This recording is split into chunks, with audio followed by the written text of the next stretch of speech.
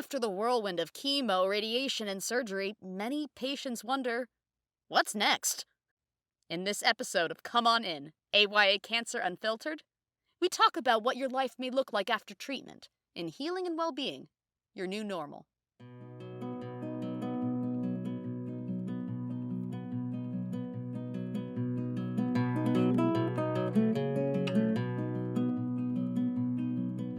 Congratulations!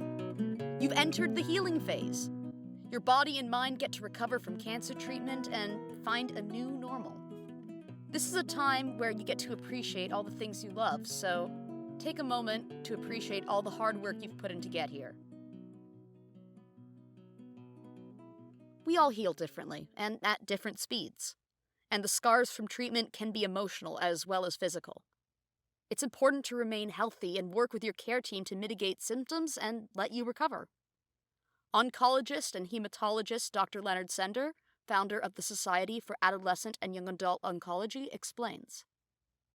When you're healing from treatment, whether you're post-operative or post-chemotherapy, I really want you to think about how you will rest your body and how you will engage your body in the healing process. I'd like you to think about exercise and the type of diet that will nourish you and help you recover. Think about getting good sleep.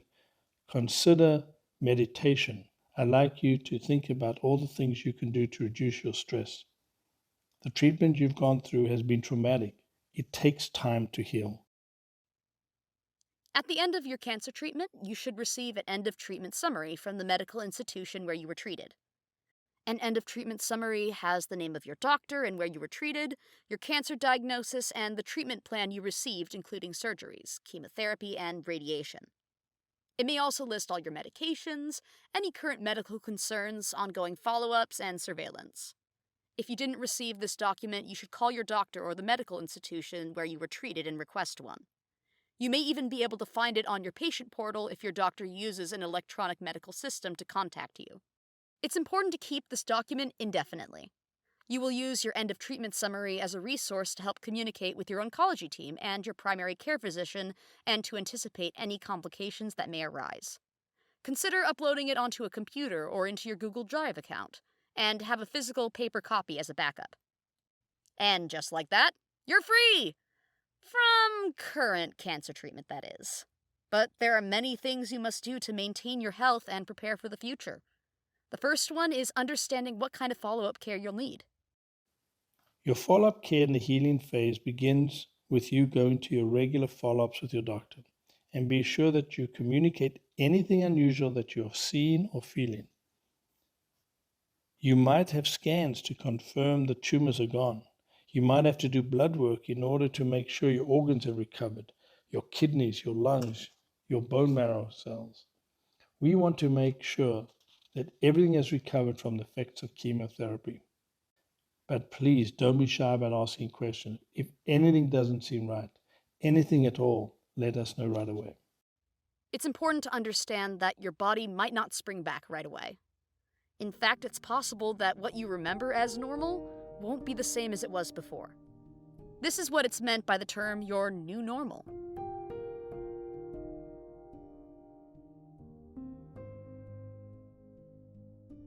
Mental health issues like depression and anxiety are something many AYA patients experience, especially as you consider returning to work or school.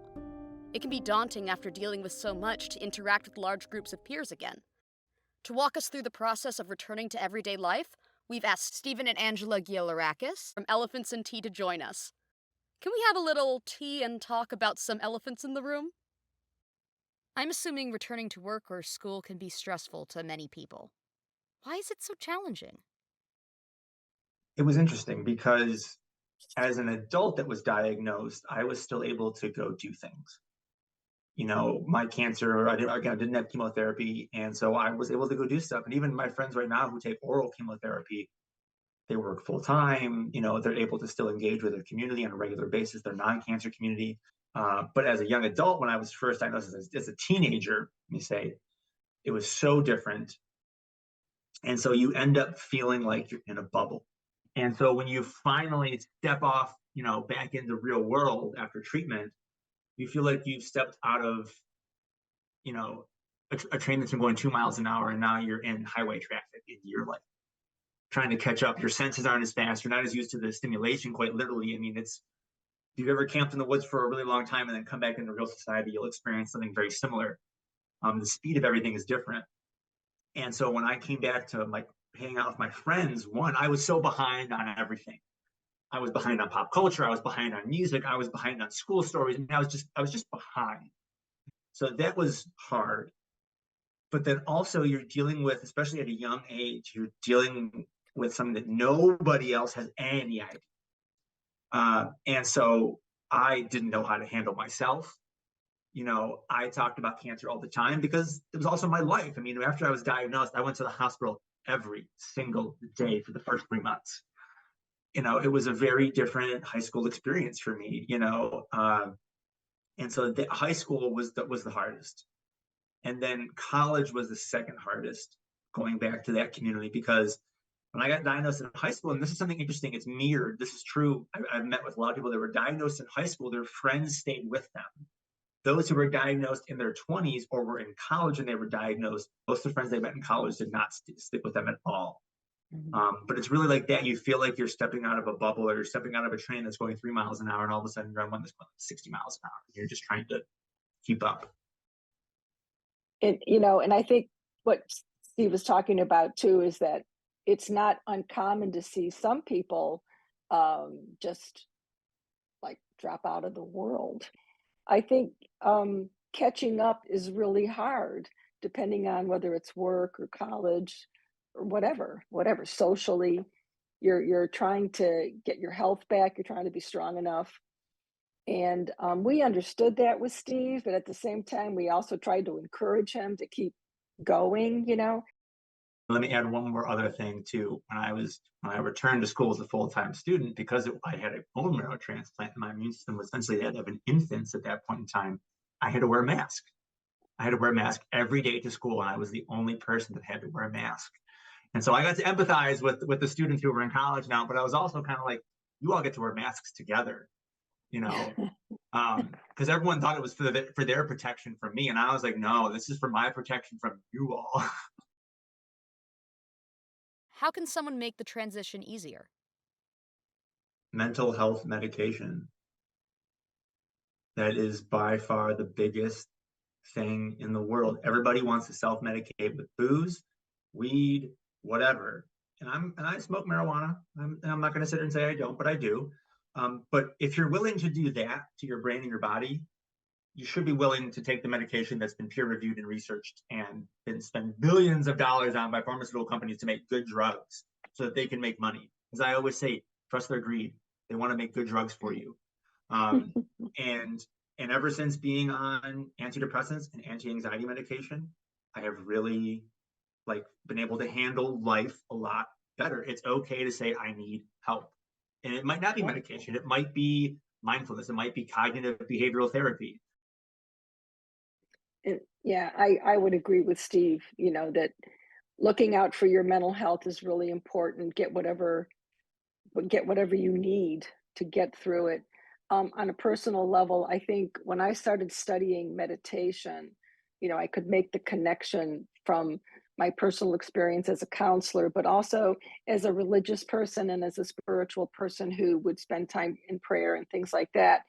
And I found that meditation was a wonderful way to kind of find that middle ground for yourself, where you're leaning in the painful way, but you're not in the happy place, and you need to find a way to get into that middle ground. And that's a really beautiful thing to do for yourself. And by teaching it to other people and conducting the sessions, it also helps me as well, because I can really, feel it. How can the community someone has hopefully been building during their cancer journey help during this time? Go to the group things, listen to other people, talk to other people. There's a reason why we keep doing this. There's a reason why we keep doing group therapy and all these other things that it hasn't left, mental health care and mindfulness aside. It's still there. And utilizing those tools, if you have those tools at your hospital, really utilizing them and trying to not be scared of Mm-hmm. what someone's going to think of you for going there. because 99% of the time, that's all in your head. And other people around you don't give two shits. It's you. And so that's really what I would say is try, if you can, get over that fear of being around other people and going and seeing other people. Because it's going to be exhausting. You're like, I don't want to do something else. But it really does help to put yourself out there just a little bit. You know, you don't have to do it all, but just put yourself out there a little bit for one of those sessions, for one of those group therapy things, or one of those things where you get to meet other people that are like you if they do have it. That's the easiest. Like that's if you had the opportunity to be with people your own age, try and spend time with them that have been going through the same thing as you. Um, it's a If the little more opportunity difficult, arises, yes, because again, take being in advantage California, being in Ohio, we're very lucky with the hospital systems that we have here. and the But I've met support people from, organizations. yeah, but I've met people from, rural parts of Illinois, Indiana, Montana, who have never met anybody within 20 years in either direction of their diagnosis age, Mhm, and so for them, they're like, I have a 5-year-old here and I have an 85-year-old here. And for mhm, those mhm. people, it is really hard. Yes. I have met so many people that, you know, quit their job because their job wouldn't let them go to an event, and but because they went to that event, it totally changed their life, and they're able to live more fulfilling lives because they know they're not alone and there's resources out there for them. So it's really just about not being afraid to say, I Mhm, need this. mhm. What do you need in your life? Do you need financial support? Do you need, mental health support? And really saying, what can I do? Can I reach out to someone? Is there someone at my hospital? Because even if you live in a small area hospital, I bet you they still have a social worker somewhere in that hospital that you might have to work to get to, but you can get to that person, or have a friend do it for you. Try and find people that will help you go through it, whether it's a family member, whether it's a friend, whether it's, if you can find a nonprofit that can help direct you in those ways, because there are organizations that do help with that. And the whole online experience now has gotten so Oh, much better, where there's support, people getting to know each other. Like we have that Friday night happy hour thing. It's not a therapeutic group, it's just people getting together and being silly and funny and what have you. But they're all survivors or patients. They might even be current patients. But just to know that you're not the only person out there going through this is really important. And lastly, how can elephants and tea help? well, I mean, I would say that there is something for everyone at Elephant's Tea, and there really is, from initial diagnosis to everything else. The one thing that I would say that is kind of scary about Elephants and Tea is that there's so much information, and I can imagine someone being like, "Whoa, this is way too much. I need this to come through a pinhole and not a fire hose." Um, and not that Elephants and Tea is necessarily a fire hose, but it's raw. It is, an unbridled view of the AYA cancer space. And I think it's one of the healthiest things and one of the most important things.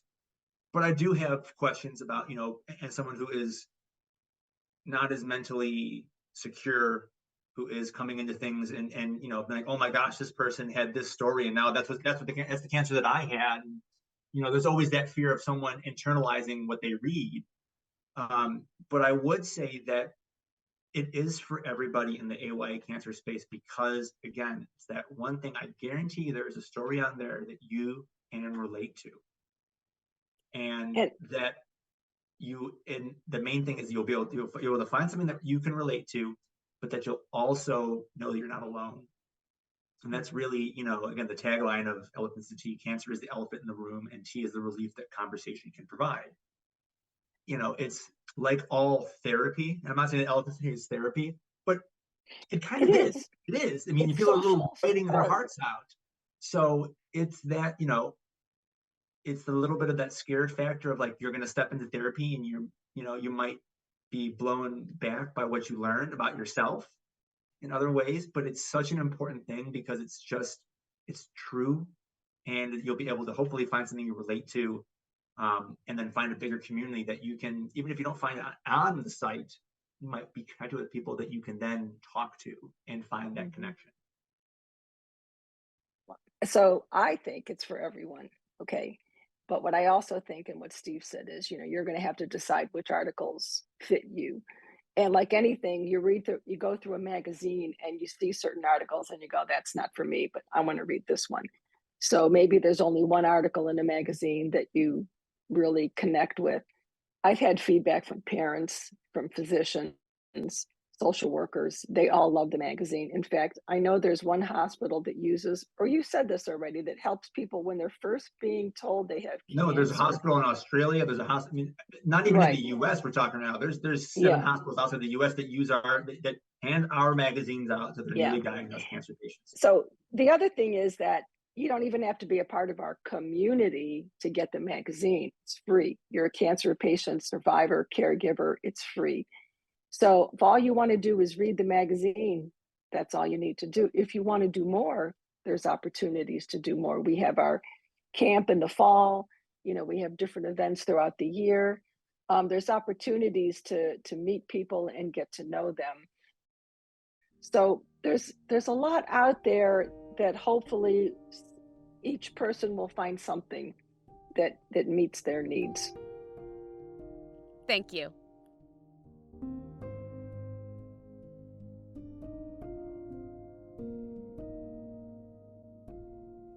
This period is really about returning to your life, in whatever way that looks like. Many people may prefer to transition back as if nothing happened, but finding an outlet to express what you've been through is an excellent way to work through difficult emotions. Journaling, storytelling, art, music, these are all great ways to process what you've been through. As a stop-motion animator and former AYA cancer patient, Blake Derkson has learned how to channel his creativity. He created a sci-fi themed short film called The Other Space, where a young boy learns about his cancer using his imagination. Hi Blake, and welcome. Would you introduce yourself? Sure. My name is Blake. I am a stage 4 osteosarcoma survivor, and I'm an animator. I specifically a stop motion animator, so my job is to push puppets around all day and make them come to life. Would you tell us about your experience with cancer? I was diagnosed when I was 16. It was just shortly after my 16th birthday, actually. It's definitely something you never expect to hear. It's something that you hear about, but you never expect it to be you. I actually have a memory, like from when I was little, watching I think it was like Home Extreme Makeover or something, and they were helping make over a cancer patient's home, and thinking like, wow, I'll never have a story like that. And little did I know that years later I would get diagnosed with cancer. Yeah, it's scary and unexpected at first, and just kind of had to take it one day at a time. During this episode, we're focusing on healing and well-being. What were those phases like for you? I think I had some apprehension, just in terms of my energy level, because your first round of chemo really knocks you down, but you don't realize each time you go in for more how much less energy you have.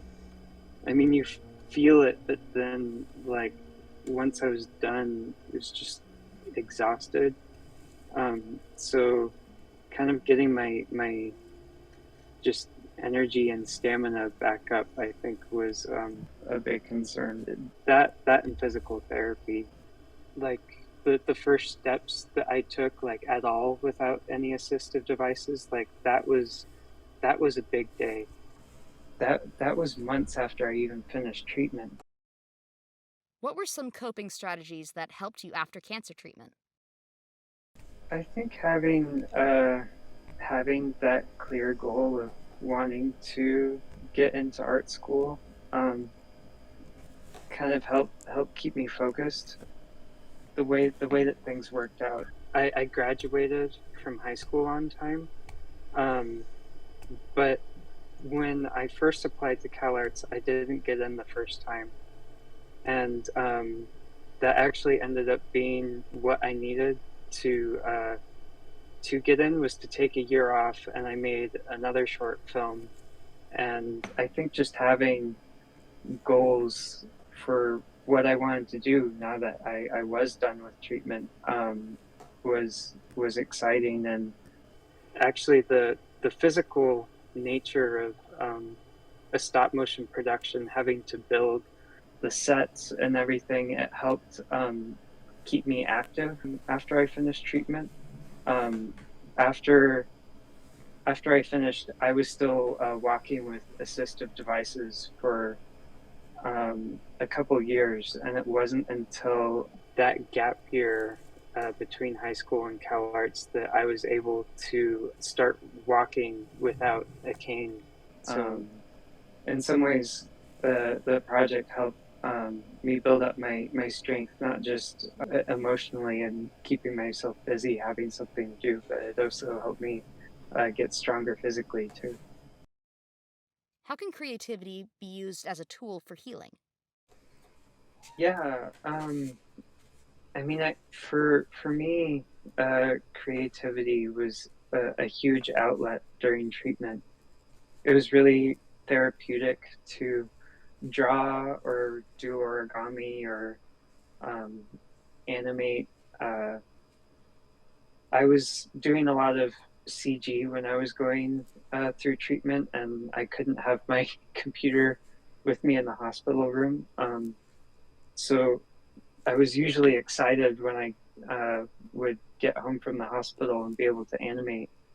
Um, but when I was in the hospital, I did a lot of origami, and I would give away some of the things that I made to like my patient roommates or to the nurses, and it was really nice to have something to do and to think about that was making something and positive going through that experience. You created an awesome short film called The Other Space. Can you tell us about how that idea developed? It's funny, I shortly after I first applied to CalArts, I had this image pop into my head of um, a cowboy holding the stirrups with his horse, and that image transitioning into a little boy holding his IV line connected to his IV pole. And it just popped into my head, and I knew there was something there. You could tell a story about a kid processing what he's going through using his imagination. And so I immediately started creating different concepts, and obviously the film that I ended up with is not a Western, so ended up pivoting away from that sci-fi. The sci-fi route just kind of opened up more possibilities, and I think more avenues to just have fun with a kid's imagination as opposed to the grit of a Western. I kept developing the idea all throughout my time at CalArts, and just trying to figure out what are the most impactful moments from treatment that I experienced, and how can I relate these to something in a kid's imagination to help other young patients process what they're going through. Our imaginations are just one of our most powerful tools when we're in tough situations like this.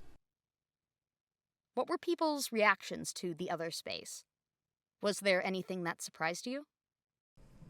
I went and showed the film at the hospital where I was treated. They have a movie day on Fridays, and so I shared it there. And yeah, it seemed like the kids were responding to it. That was cool to see. Although I think for a lot of kids, as worn out as you are in that situation, if you're inpatient for chemo at the hospital, you're not always, super high energy. Um, but I think they appreciated it. Thankfully, my oncologist, who had been on the floor at Loma Linda, the pediatric oncology floor, since it opened, I think, he was able to make it. He retired shortly after I finished treatment, and so he was able to see it, and it really seems like it made an impact on him, which is kind of crazy because he had practiced as a pediatric oncologist for over 40 years. I think it's as impactful for people who have witnessed cancer and have been surrounded by cancer as it is for cancer patients. As of the recording of this podcast, Blake reached his Kickstarter goal and is working on expanding the other space. Congratulations! In honor of his achievement, we'd like to wrap things up by sharing a small taste of his work. Here's The Other Space by Blake Derkson.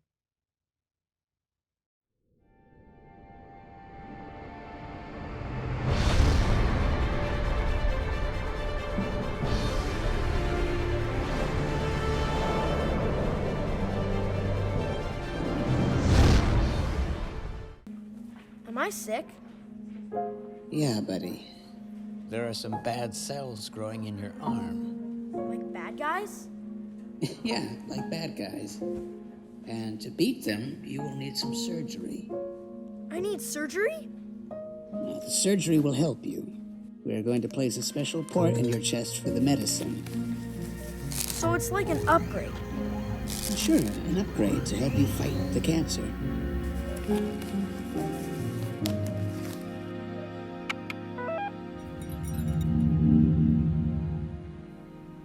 Is it time to start my chemo? Yes, the nurse is going to start it soon. Great! Time to get those bad cells. Yeah, the chemo will help kill the cancer, but there are usually some side effects. Don't worry. We're here to help you. And that concludes this episode. Thank you for joining us. Next time, tune in to our second to last episode, Healing and Wellbeing, Fertility and Sexual Health After Cancer, where we talk about sexual recovery and family planning. Remember that your new normal doesn't have to be a limitation. It can be an opportunity for growth, self-discovery, and creating a life that's uniquely yours. See you next time.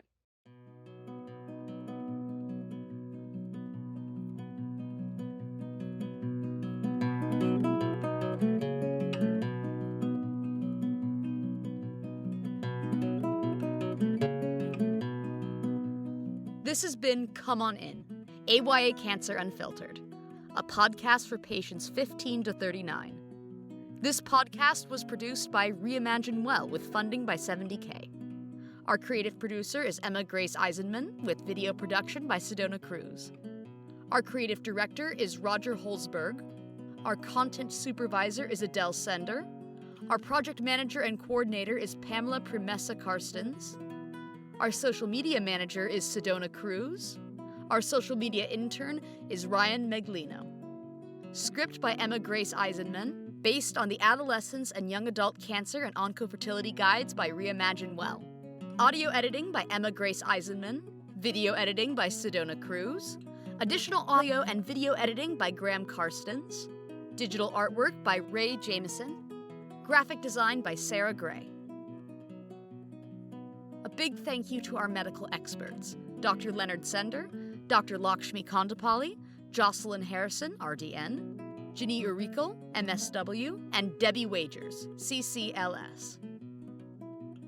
Our guests for this episode were Johnny Immerman of Closed Talk and founder of Immerman Angels, Mallory Casperson, MS, co-founder and CEO of Cactus Cancer Society, Lauren Creel, MSW, MPH Chief Operations Officer of Cactus Cancer Society, David Craig, CEO of Grit Health, and Lauren Lustauskas, Vice President of Community at Grit Health. Stephen Giolarakis, President of the Stephen G. Cancer Foundation, Angela Giolarakis, PhD, founder of the Stephen G. Cancer Foundation, and Blake Derkson. Thank you. This podcast is possible because of you. I've been your host, Marie Sad, and thank you for listening.